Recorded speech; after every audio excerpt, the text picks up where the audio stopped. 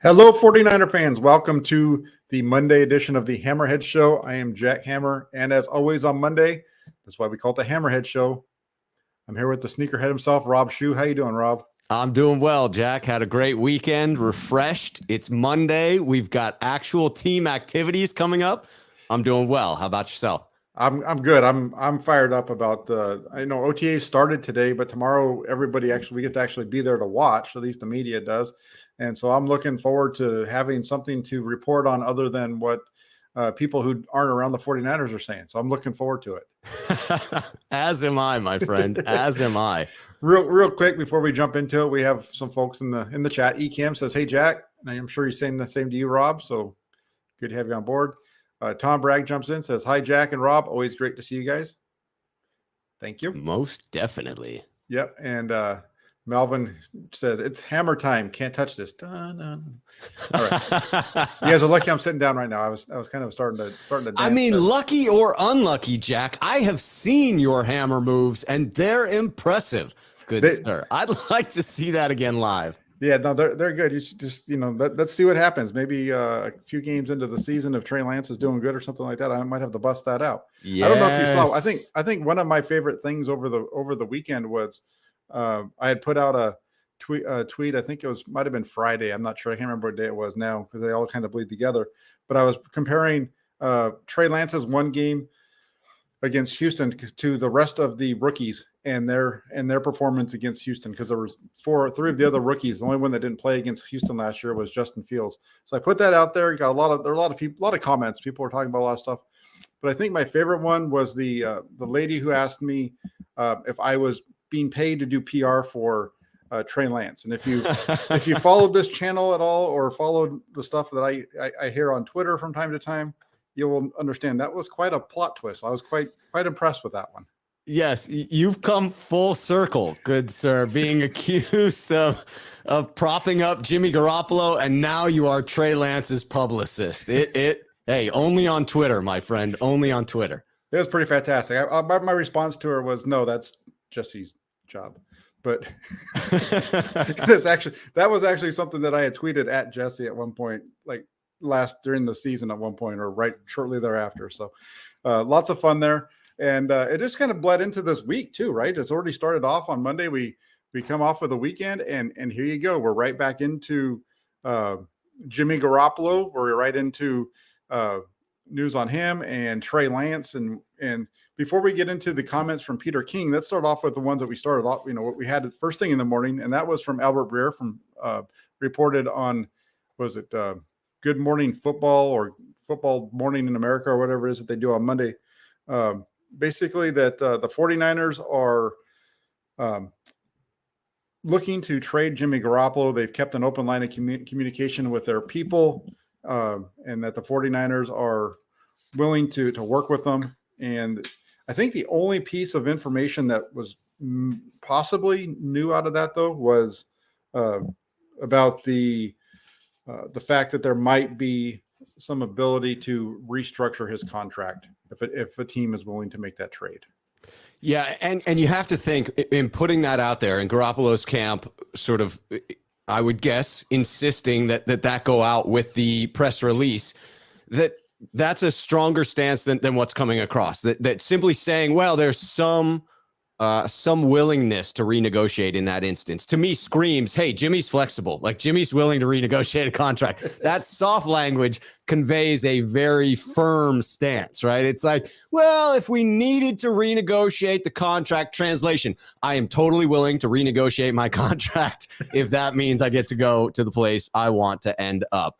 So it is. That's refreshing, because it seems in this, where we are right now, that's going to be necessary in order to get Jimmy off the books. Some team is going to want a better contractual obligation to Jimmy than a 1 year, $25 million deal. Yeah, it would make total sense that if you're going to try to invest in him, that you want him for more than a year, or maybe it might not even be a long-term deal, maybe even just 2 years, just to lower the cap hit that you deal with this year, kind of a thing. So it totally makes sense that Jimmy would be in line to, or be willing to do that with his contract. I think all signs point to him wanting to be out of here. If you've heard just based off of what I've heard from him in interviews, we had the obviously there was the end of year interview when he told everybody in the Bay Area, so long, thanks for the good times. But then Jimmy also went and he's talked about how weird things were in 2021 and so on and so forth. So I'm pretty sure he wants to get the heck out of Dodge as well. Absolutely. This one seemed to just reiterate where I felt the 49ers were, with Albert Breer coming out and basically saying, hey, we're not just going to give Jimmy Garoppolo away. We would still like to trade him, but he's not in our long-term plans. We still hope to start Trey Lance. We don't intend to keep Jimmy around, but there's sort of that lingering point of like, well, we feel he has value. We're waiting on that trade partner. So the implied language there is we might hang on to him. That's the one piece that to me is left open on this. But again, it seems in clear contact with Garoppolo's camp, a unified message that says, hey, listen, if your fear is the salary and you want to renegotiate with Jimmy, come talk to us, because that's a possibility. We can make that happen. All parties want to get this trade finalized on some level. So that was the message that came across to me and didn't conflict with anything that I believed or had heard to this point. Yeah, and I think the biggest part of it is I believe that saying that they're willing to keep Jimmy Garoppolo. I think that's something that they feel is necessary in order to keep it like somebody's going to have to trade for him. If they just say we don't want him here, then everybody's just going to sit back and sit on their hands. It's very similar, I think, to what they were dealing with in at the end of 2019, right? With DeForest Buckner, they had to say that he was in their long-term plans, even if they felt like they were going to have to offload him because of his contract situation, or they weren't going to spend that much money on a defensive lineman. So it would make sense that they're still going to say, we think, DeForest is going to be a long-term member of the 49ers. So, there's some give and take there. There is a little gamesmanship, and all you have to do is look around the league and take a glance at what's happening in Cleveland to see teams are waiting that out. They know the level of animosity that's currently there between Baker Mayfield and the Cleveland Browns, and there seems to be even less movement when it comes to negotiations, trade talks between Cleveland and the rest of the league because of that simple fact. It doesn't seem any team is buying the idea that Cleveland's going to hang on to Baker for this year. It seems pretty clear cut. At some point, Cleveland will have to release Baker, and so why not wait for that? San Francisco appears to be playing that game. If I'm another team, honestly, though, I still might try and call their bluff. I don't believe San Francisco would keep Jimmy Garoppolo on the roster into week one, even renegotiating that salary. So it's just gamesmanship at that point. Do you believe that they will keep him, or do you need to trade if you want Jimmy Garoppolo? Yeah, I think they're eventually going to move off of him at some point. I don't think they're going to carry him into the season. I mean, I wrote an article about it earlier today, and from a football standpoint, it makes sense to keep Garoppolo on the roster, right? It makes sense to have the guy that can play, but there's a lot of other things, and we'll get to that in a minute. But the other piece too, real quick, is we're talking about Jimmy. When I'm hearing you talk about Jimmy this, Jimmy that, I cannot help but I've been watching too much Seinfeld lately, and I cannot get the episode out. I don't know if you remember, but there's one episode where there's a guy named Jimmy in the gym, and he's always talking about himself in the third person, right? Yes, Jimmy, with those special shoes that he develops for jumping. Exactly. The flat bottom thing to make you jump higher. Exactly. So yes. Yeah, I've been watching way too much Seinfeld lately. So we'll just Jimmy's not happy. That's all we have to say. Jimmy's not happy. Jimmy wants out. Not happy. Jimmy's not happy. Jimmy wants out. Jimmy wants to be traded. Yeah, Jimmy, there you go. Perfect segue, because there was another report that came out a little bit later in the day. I was watching, it came across, and it's on the Rich Eisen show. Has been great for 49ers content over the last over this offseason. He's had some really good guests on, and last week it was Steve Young. Today he had Peter King on, and the question was about Deebo Samuel, and it led into Trey Lance. But before we even get into the Trey Lance portion of the response, it provides a little bit of an update on Deebo Samuel. So he asked Peter King what his thoughts were on Deebo Samuel. Samuel's not expected to be at OTAs this week. He was in Dallas last night for the Warriors game. But he was asked about that, and King's response was interesting. It's something that I've talked about on Twitter and on here before, is that they can't do anything major with Deebo Samuel they can give him a bunch of guarantees and those types of things, but they can't give him any big money in 2022 because Jimmy's on the roster. And Peter King seems to be of the mind that the 49ers need to keep Jimmy Garoppolo. What are your thoughts on that? I mean, it seems a bit crazy to me at this point. I get it from the standpoint of gamesmanship. I understand saying that you have to keep Jimmy Garoppolo. That makes total sense to me. But if you're serious about it, in particular, if you're serious about it at his current contractual number, that just blows my mind to some extent. I cannot imagine a situation where if you went to Jimmy Garoppolo with the very distinct possibility of, hey, we're nearing the start of the season. There have been no other injuries where another team has come crawling saying we really want to trade for Jimmy Garoppolo. We don't want to carry your salary at its current number. We'd like to renegotiate, or we're going to release you and then you can go play the market, 5 days before the season starts and see who's looking for a qualified backup and how much they're willing to pay you. In that instance, I would think Jimmy Garoppolo's camp would be willing to renegotiate. The leverage would appear to be with the San Francisco 49ers. I just can't see any reality where it makes sense to keep Jimmy Garoppolo and all the emotional baggage that comes with him at his $27 million salary. Yeah, and it's more than just that, because also the way that King talked about it, because first off, he said that portion, but then he comes back later because Rich Eisen pushes him on that. He's like, hey, come on, the 49ers gave you, they moved up to 3. They showed everybody that this is going to be their guy. Everything points to him being the quarterback. And King's like, well, you and I both believe that that's what they're going to do. But what happens if they go out and they start 1-4 in the first month of the season? Do they just kind of take their medicine, or do they bench Trey Lance in favor of Jimmy Garoppolo at that point because they feel like they have the roster? And to me, that's where the issue is if they were to go and they start off at 1-4, I don't mind having Jimmy Garoppolo on the roster, but if at 1-4 you decide you're going to pull Trey Lance and you're going to put Garoppolo in because of those losses, that's the worst possible case that you could have with this whole thing. If you're going to go this direction, the only way that Garoppolo plays is if the quarterback if Lance gets hurt. You need to make the commitment 100% to that quarterback. We saw them do that last year, right? We saw them do it with Garoppolo. They were 2-4 in the first 6 weeks of the season.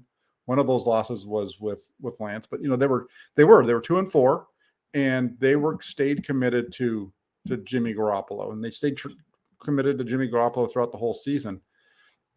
I don't know if they had followed the advice of Peter King if Garoppolo was on the roster, but I think that's the one reason why I don't like that idea. I like the idea of having 2 really good quarterbacks on the roster, but I don't like this back and forth. And if this guy struggles, we're going to pull him out, because that's the kind of stuff we saw in San Francisco when Mike Singletary was the head coach. And, that's part of the reason why those teams were so poor.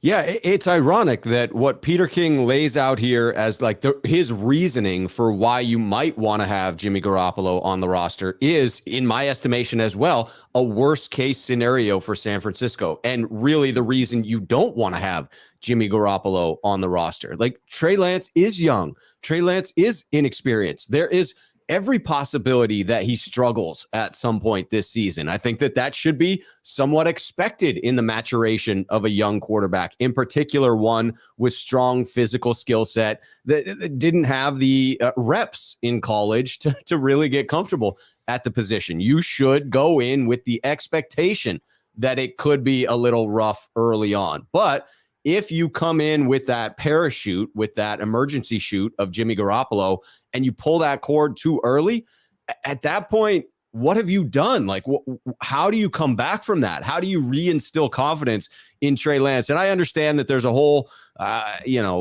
section of the fan base that say, well, if he's not hard enough, if he's not strong enough to withstand that type of pressure, then he's not cut out for this position. To which I say, I don't agree. I think there are normal amounts of pressure that come with being a quarterback within the NFL. And then there are outside factors that put additional pressure above and beyond what that quarterback is already facing. having Jimmy Garoppolo on this roster, to me, creates an environment that is more emotionally stressful for a young quarterback than what is already there. And what is already there is something that within the NFL is difficult to surmount at times. You see plenty of rookies caving to that pressure. I don't want to add on for Trey Lance. I would much rather him feel like this is his team. Yeah, and I hear you. I disagree with it from the standpoint where he should be able to handle it, but I just don't like the thought of him losing his job because they get off to a slow start. Then you're reinserting a guy that isn't in your long term plans. If your long term plans are Trey Lance, and it's at this point, I've turned the page from where I was back in February, March about maybe keeping him. I'm really let's go with Trey Lance. Let's get Jimmy Garoppolo out of here. In part because I think then it just becomes it's just one guy and we know what the direction is, and I think it'll just be the best thing for everybody when all is said and done. I think the 49ers are going to be fine with Trey Lance. I think that everything, all the negativity around Trey Lance is a bit overblown, and one of the things that I've seen quite a few people say this week is, nobody knows exactly what Trey Lance is going to be. And I would agree with that. I don't think that anybody knows exactly what he's going to be, but I think we have enough data out there to suggest that the trend is pointing upward more than downward. Right. And some of the negativity that's out there, some of the things that are even being said from the national perspective are so out of whack compared to what we've heard and what we've seen with our own eyes. I think that's the part that gets me. I agree. There isn't enough data out there to have a firm stance on what Lance will or will not definitively be within his career, but there's enough out there to make some assumptions. And in my estimation, those assumptions should be in the positive vein, because that's what I've seen as far as actual evidence before my own two eyes in his limited snaps, in his limited starts. The other piece that I thought Rich Eisen did a great part of driving home was refuting this, not willing to throw away a season from Peter King. I think that's one side of this, is like, hey, you've got to keep Jimmy because the Niners are coming off of an NFC championship game. Maybe they're going to be right back there again. And would you want them to miss out on an opportunity for that 6th Lombardi just because their rookie quarterback, their sophomore quarterback, wasn't ready to take that next step? But I agree with Rich in saying, like, at some point, you have to figure out what you have there. You invested as much as you did. Taking the medicine and really figuring out what you have in Trey Lance is not a wasted year. It's answering a much needed question. You have to figure out whether you were right or wrong about that pick before you can really answer any of the other questions remaining about how do we finish constructing this roster so that it is a Super Bowl caliber team for the next 3 or 4 years with Lance here. Yeah. And it's going to be fun to see how this plays out, because, the 49ers are going the direction. They're trying to take the route a little bit. They haven't said this outright, but it seems pretty clear to me that they're trying to take a route similar to what the Chiefs did with Patrick Mahomes. They wanted him to come in. They wanted him to get a feel for the NFL. They wanted to just let him develop on the sidelines instead of doing it on the field. And he spent that year now. He actually had 2 starts instead of 1 like Mahomes had. And his start at the end of the season was in a high-pressure situation, and he handled it well. He struggled in the beginning, but he came on at the end of late in that game and carried the 49ers to victory. And I'm with you and with what Rich Eisen was saying is you need to take this. You need to put him out there. You need to let him grow. I think they're going to be they're going to be successful with him. They have a really tough schedule, but I think whether he started last year or not, that tough schedule isn't going to. The result of their season wouldn't have been any different, I don't think, in 2022 if he had started in 2021, if that makes sense.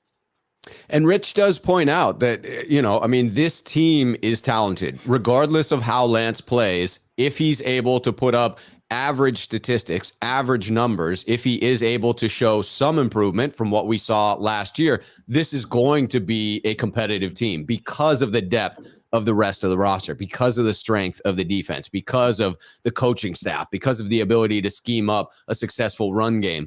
It's not going to, hypothetically, it is not going to take a whole lot from Lance to have a competitive team that's capable of making it to the playoffs. It's capable of making a deep run in the playoffs. I agree. I mean, when you look at the stuff that Jimmy Garoppolo did last year, there were some really nice plays, but some of that is there's a little bit of a mixed bag with what he does, and there's some things that I think Trey Lance can give you all those pieces that Jimmy Garoppolo gives you, plus a little bit more because of his arm strength and his legs.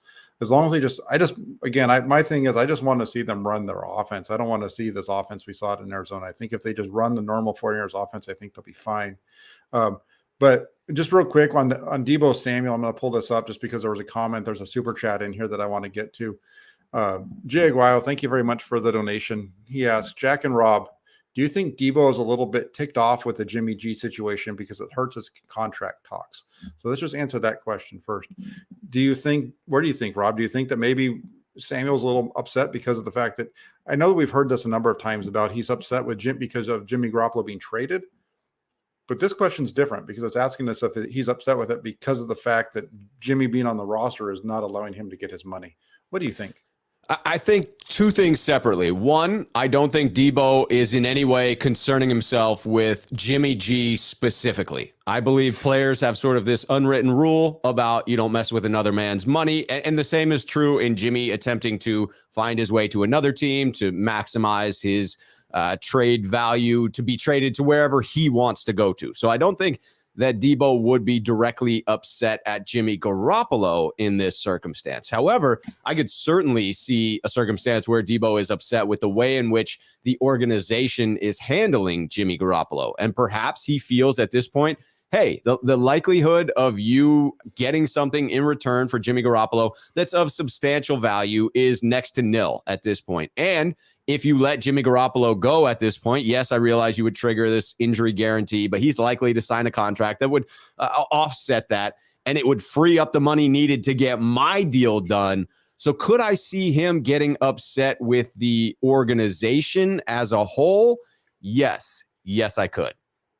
Yeah, I could definitely see the portion where he would be angry. And it's not with the Jimmy Garoppolo situation. It's not that he's upset with Jimmy Garoppolo, but he's upset with the way that the organization is handling it. The fact that Garoppolo is on the roster still, taking up that space, not allowing him to get the money.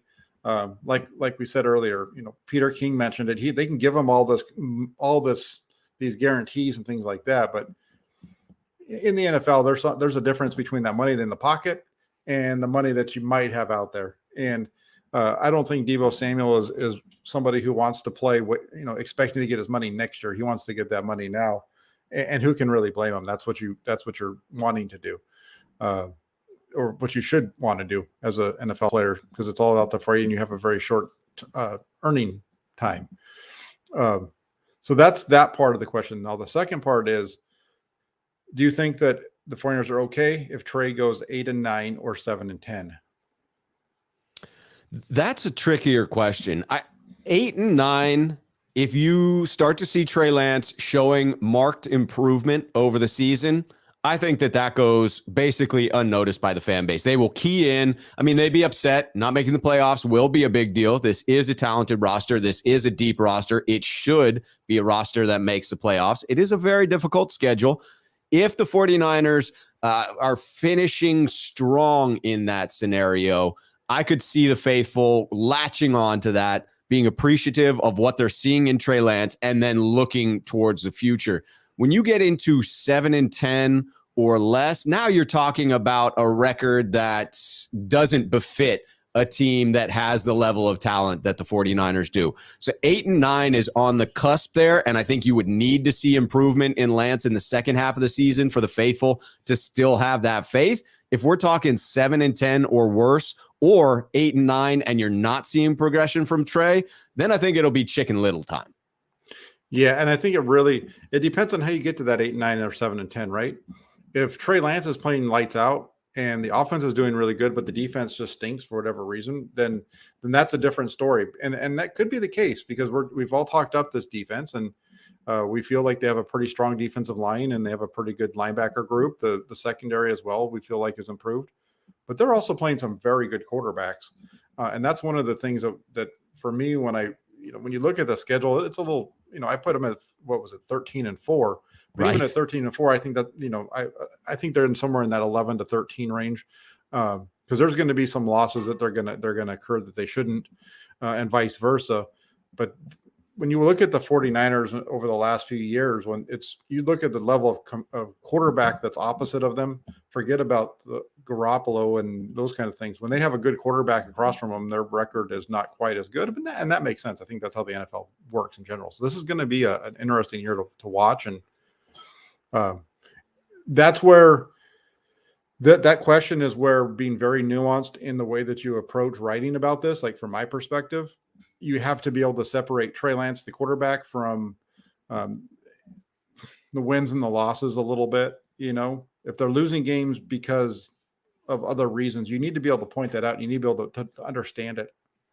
And so I'm looking forward to seeing how this season goes. It's going to be very interesting on my end.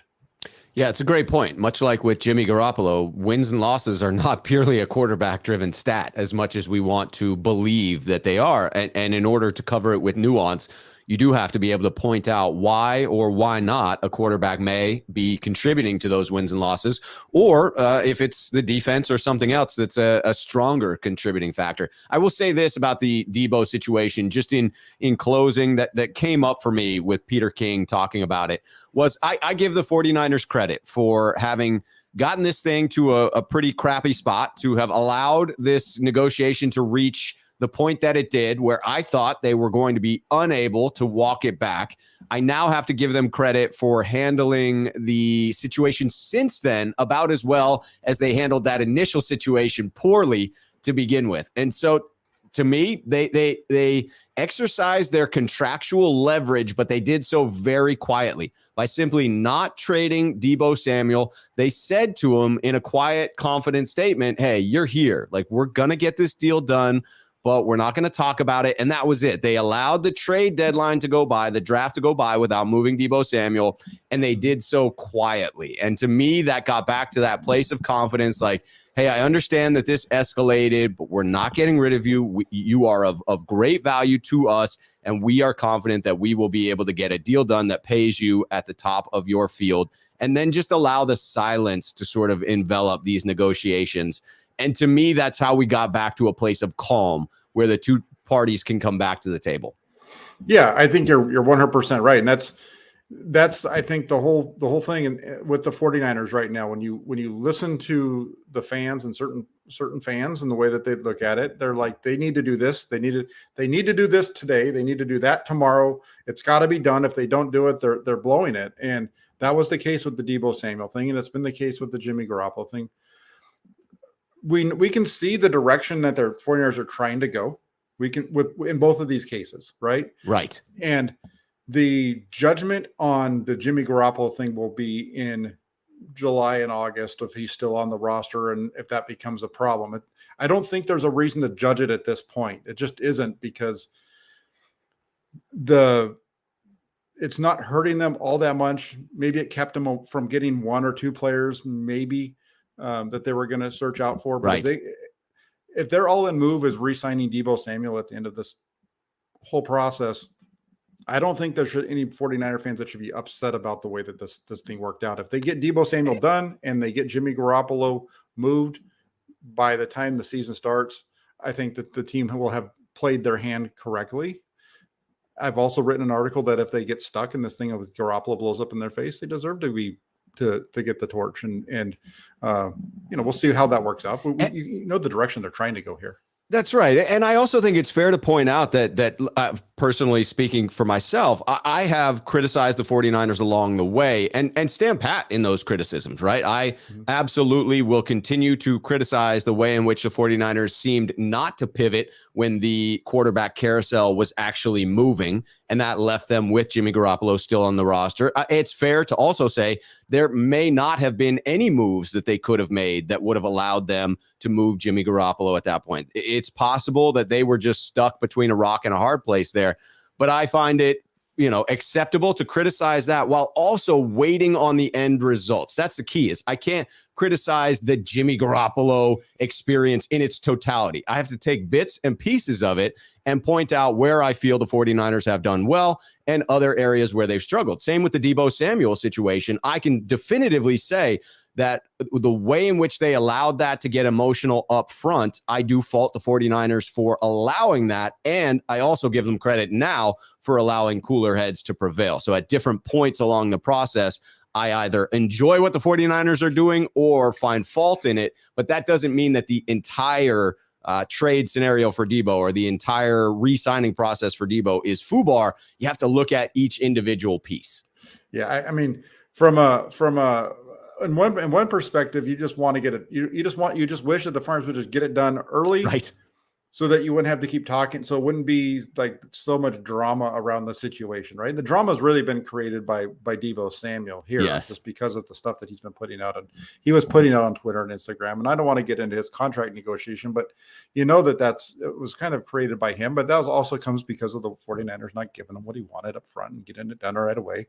So we'll see how it works out. But I think that you got to just have a little bit of patience here. I think it's going to work out in the 49ers' favor. And if it doesn't, then we're going to let them have it. Yes. That's the way that I approach we it. will. Rest assured on that fact. Yeah. Cause that's the way that I look at it. Cause I'm not one who wants to come out. At least that's my perspective on it. I could easily come on and just flame them for every little thing that's happened. Right. But we're not done yet. And the team that they put together on paper is better than the team that they had last year. And now we got to see it. And we're going to start to see it really building tomorrow. We had a little bit of a taste of it with the rookie minicamp. And now we're going to see almost all of the players in camp starting. They were there today, but tomorrow is the day that's open to the media. So we get to actually see them out there and watch this team start to get built. And that kind of leads us to the next topic, and was OTA period. It started today. Tomorrow's the open day for the media, and it goes through Wednesday. And this is just phase one of the program. What are some of the things that you're looking forward to or you want to hear about when it comes to the OTAs this week?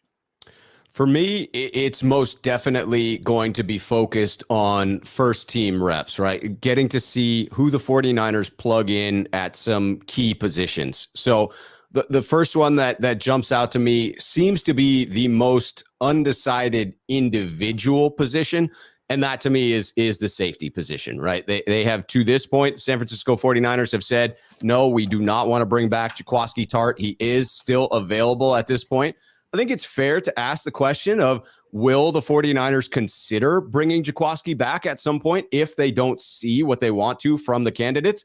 But I will look at who is the initial man out there, who is getting the significant number of reps at the position. It seems that the leading candidates, just in my guess, would be Talanoa Hufanga, who seems to be the team represented first option as someone that they continue to mention. George Odom is the one that I know the least about, but am most fascinated by in the reps he was able to put on tape for Indianapolis starting at safety last year, in addition to what he brings on special teams. And then obviously keeping an eye on Talanoa Hufanga, Tavarius Moore, who was always touted as this athletic freak, very fast and coming off of an Achilles tear that typically saps away that athleticism from athletes. Will he be the same player that he was prior to that?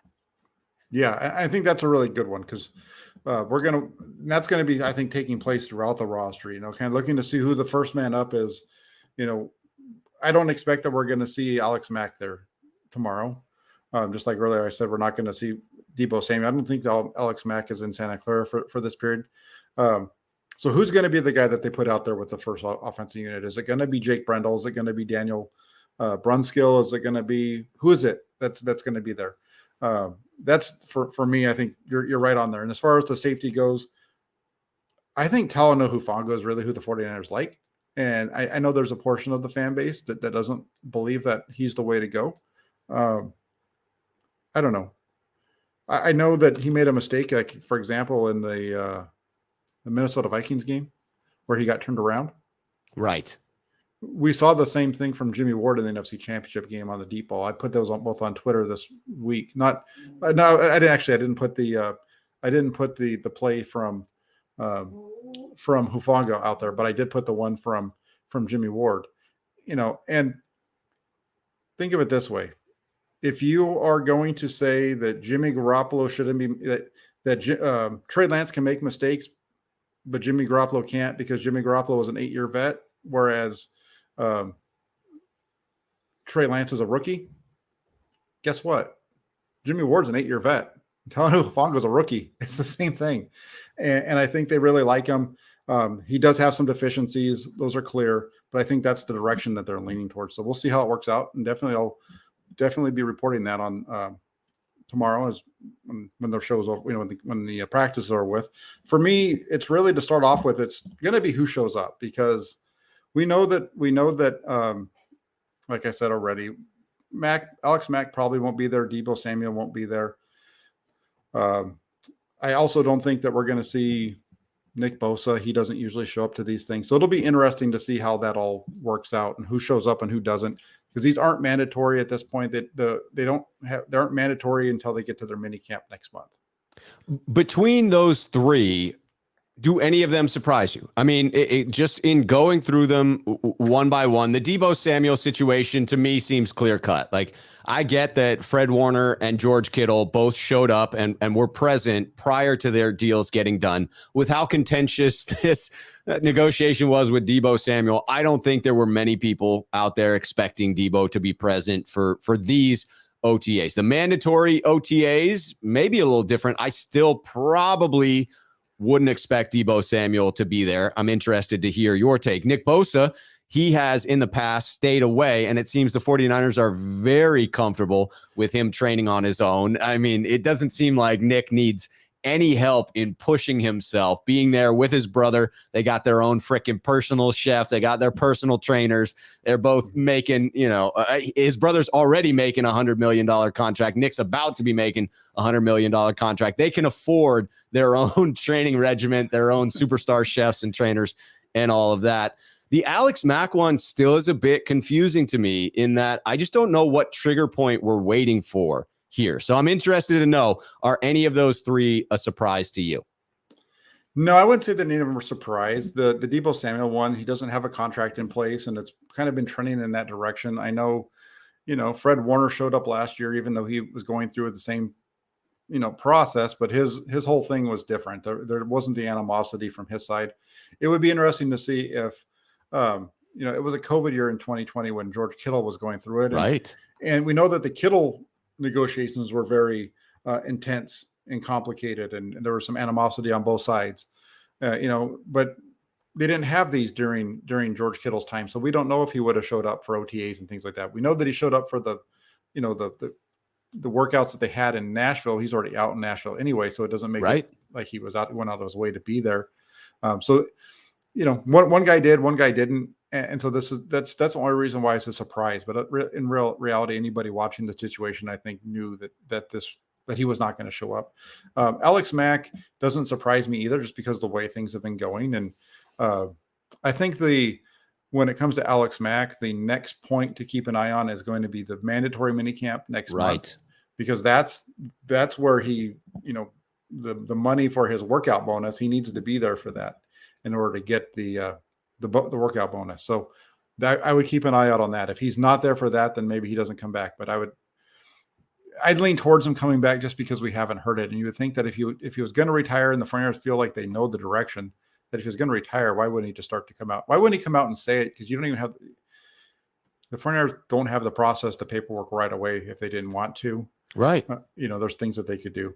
That's what I don't get, is there's just nothing to be gained from, if he is retiring, holding on to that news at this point. I just don't see an angle to it from a business perspective that is leading me towards optimism. But I have to acknowledge there's a very real chance that he's undecided at this point, and that's why they haven't gone one direction or the other. That would seem weird to be in, late May and have someone like, well, maybe not. But I mean, it is your livelihood. It is your ability to function later in life when you're talking about football. So it's definitely something that could be on his mind at this point. Yeah, it's definitely something that would be interesting there. And then, you mentioned Nick Bosa, and no, I'm not surprised about Bosa either. He doesn't show up until training camp. Usually he hasn't been there. Well, I haven't covered him, so I don't remember. From what I understand, I don't remember him being there. This is the first time I've been able to do the full off season. But usually he doesn't. Usually he works out on his own, and he's got his own guys, people that he works out with, and then he shows up for. He might show up for the mandatory mini camp, but other than that, he doesn't show up. And even in training camp, when he first shows up, he's usually not full go with that even until a couple of weeks into it. Right. So, and it's not as if anyone has ever accused Nick Bosa of not being in shape, right? There's no worries about what that guy is doing to keep his body in tip-top shape. Absolutely, because he's definitely usually, ready to go, and he's a machine. Yeah, no complaints there. What is your next one? You mentioned the depth chart, safety, and the secondary. What's your next one that you're looking for? Yeah, the next one for me absolutely has to be that offensive line. Again, it's looking at a positional group. It's understanding that there are some unsettled position, potentially a lot of unsettled positions. This to me is the biggest mystery bag for the 49ers. It's obvious that they will need a new starting left guard. It's possible that's all they'll need. It's possible. I mean, the left tackle held down. Trent Williams, boom, got that on lock. Possible that center is locked down as well. Mac comes back. He is the de facto starter at center. No questions asked. If he comes back, then that means your right guard spot is most likely set as well, because you would need someone to come in and unseat Daniel Brunskill, who was the starter at right guard last season. So is that possible that someone comes in to unseat Daniel Brunskill? Yes. But if they didn't, you would still have a starting caliber guard who proved himself last season in what he was able to do. Gets a lot of flack from fans, but I tend to agree that some of that, if not most of that, is misplaced as far as the caliber of guard that Brunskill is, in particular, given time to adjust further at the position. And Mike McGlinchey, maybe he's ready to go at the beginning of the season.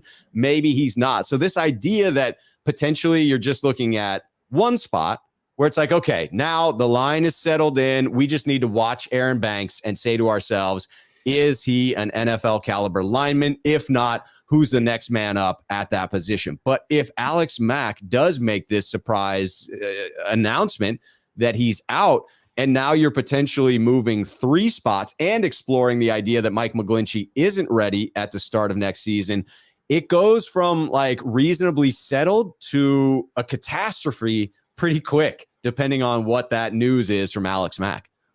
Yeah, it does. There's definitely a lot of change, and I'm looking forward to watching the offensive line as well. I feel like they have a really strong group there. There's a lot of depth.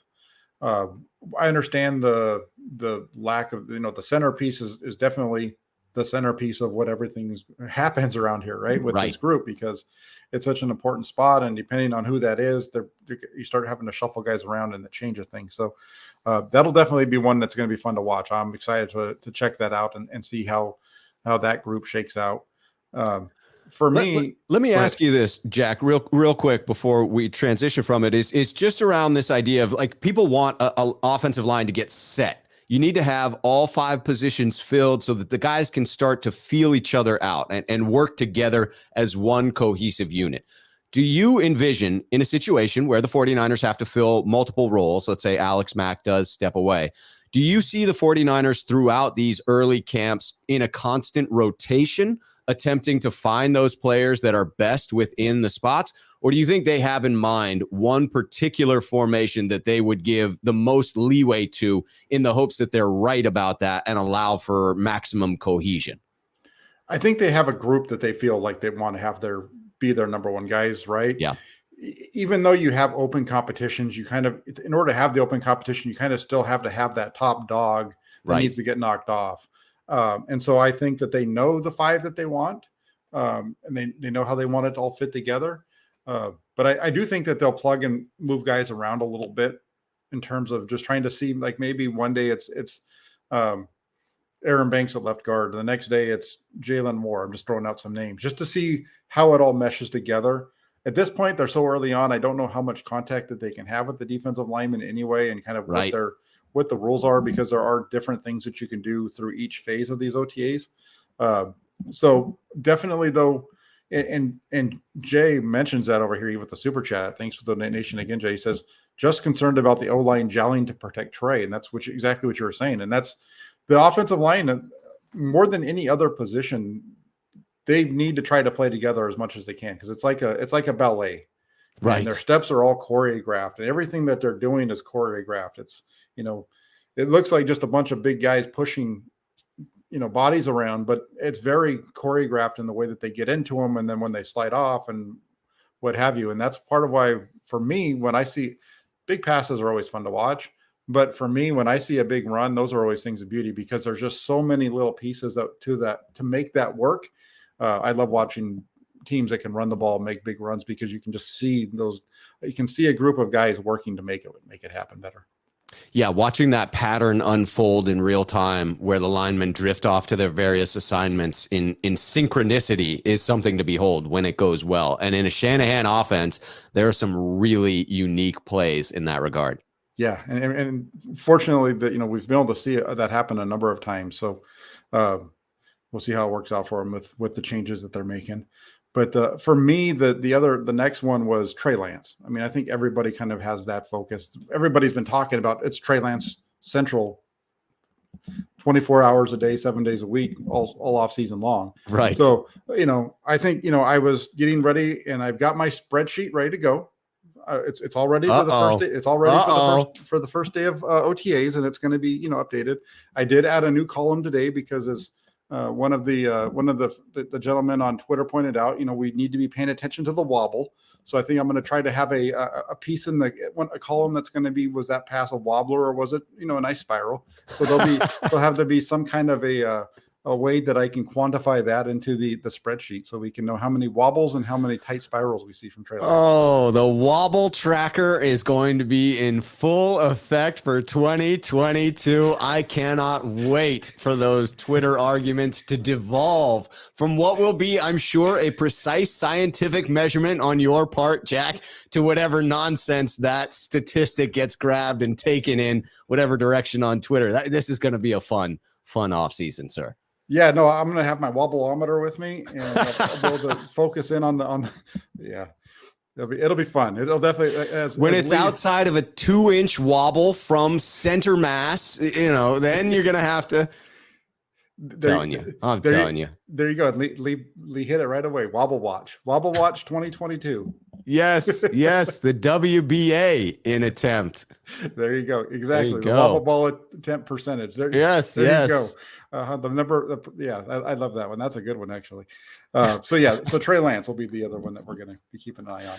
Well, I'm excited to see that. And quite honestly, it's something that has been on my mind. I mean, I did watch Trey Lance in person at the Seattle game in Seattle, pregame, warming up. And it was quite obvious to me, someone who's not spent time in a quarterback camp, not spent time with a quarterback guru, but it was very obvious that Trey Lance was focused on something within his motion at that point, that he was struggling with something specifically, it seemed, in the short passing game, where he was pretty consistently after the throw, working on the motion, working on the snap of the wrist, working on the release of the pass, and clearly has spent some time this summer in working on the throwing motion. And I like the reasoning that's been given with regard to, hey, he dealt with a couple of injuries last year. The body's natural inclination when dealing with injuries is to compensate in some way, and it often does so on an unconscious level. And it's not until you're able to step away from the game,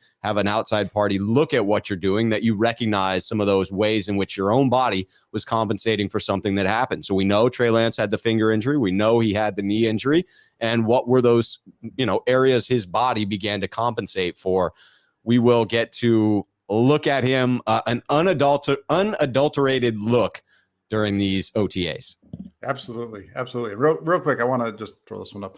Moses asked about going to OTAs. I'll be there, Moses. I'll be there tomorrow. That's the one day for this session that will be open to the media. So I'll be on hand and have a full report right after. So I'll be looking at attending those practices that do happen in Orange County. Typically, that's an annual thing. I would expect that happens again at some point this year. I will look to attend those practices, but I'm up in Portland, Oregon, so getting down there becomes a little bit of a challenge. It's got to be a special occasion. Yeah, well, this year, just so you know, they have the practices, at Levi's, and There won't be practices in Orange County. They're actually, from what I understand, they're going to be in Minnesota. Minnesota. I did hear of those. Maybe that's the reason to travel out to see some practices. Maybe a little Minnesota trip is in order. Minnesota for their I don't remember which week that is. I think it's week 2. Oh, you betcha. Yeah, you betcha. Some good fishing there. I can talk like that. I have a lot. That's where my mom actually came from. She was in. Yes, in Minnesota, yes. You can draw back to the roots. Yeah, there's some fun stories about going fishing and they have the way that we were just talking right there. That's exactly how my mom's uncle used to talk. It was fantastic. So many stories about. They had a whole stringer of fish, and my brother went to throw the fish back into the water, and the stringer though wasn't connected to the boat, so they had a little bit of a problem with that. Uncle said, "Mike, you got to attach the stringer to the boat. All the fish are at the bottom of the lake." Yeah, so I love it. Yep. Okay, so we went through a few of them there. What's your third one? We each were going to do 3. What's your third focus for the OTAs? Yeah, this is, I mean, for me, again, it's all about the position groups. And here I had to debate between whether I felt it was, more important to establish who's that nickel cornerback going to be for the 49ers, or who plays opposite of Fred Warner at the other linebacker position. Obviously, where we are right now in the linebacker position, you still have Azeez Al-Shire and Big Play Dre on the roster. That one was close, but I had to stick with the nickel cornerback. I see this as one of the deepest cornerback rooms that we have had in recent memory. I can't think of another cornerback room, again, on paper. I have to admit it's on paper. I have to admit that as much as I want Jason Verrett to have a resurgence this year, if I were a betting man, I don't know that I would lay down my money on that outcome. I think the contract the 49ers were able to get Verrett back on indicates how other teams felt about his chances of being successful. If there were a higher percentage chance that he was going to be his 2020 version of self, then there would have been a larger number of interested teams.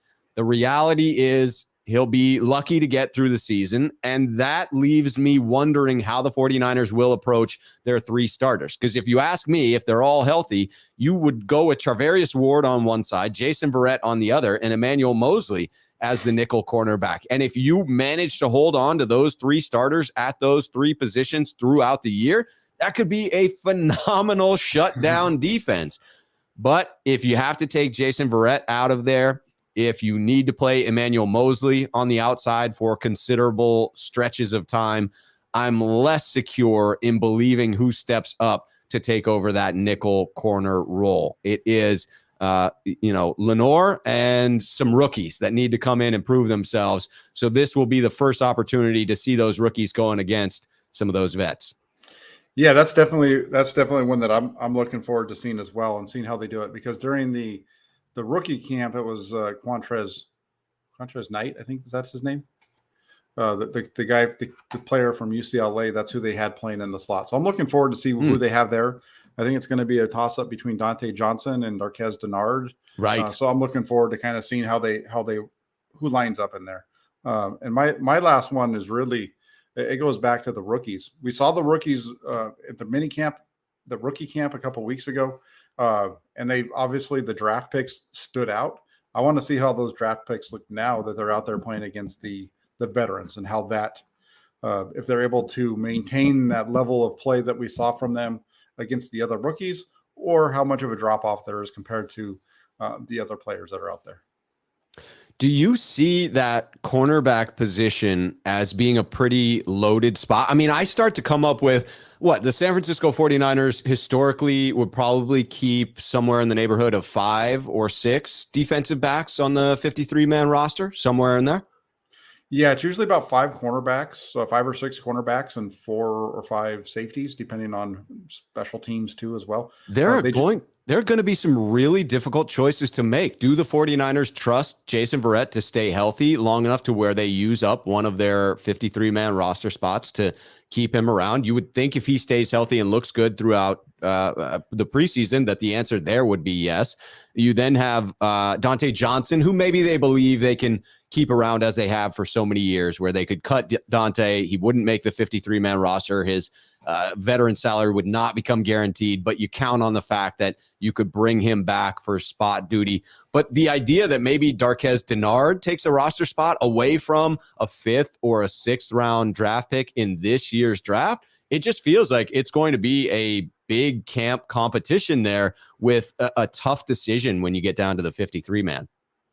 Yeah, no, I think it's going to be tough. There's some very good, talented players at that cornerback position. They've spent some draft capital there, and are they going to try to sneak somebody through to get them over there and then get caught, kind of like what happened a couple of years ago with the corner that ended up in Seattle with Reed?